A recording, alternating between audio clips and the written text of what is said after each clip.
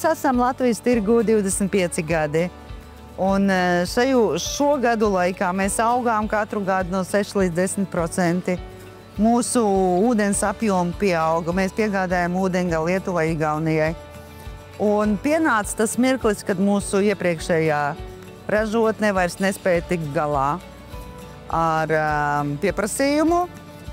Un Kaligans, ienākot Baltijas tirgū un būdams vērsts uz izaugsmi, uz attīstību, uz augstāko kvalitāti, pieņēma lēmumu nekavējoties investēt jaunajā ražotnē, kas ir daudz jaudīgāka, kas ir daudz ekoloģiskāka, kas ir daudz videi draudzīgāka un kas spēs nodrošināt mūsu vajadzības tuvākajos 10 gados.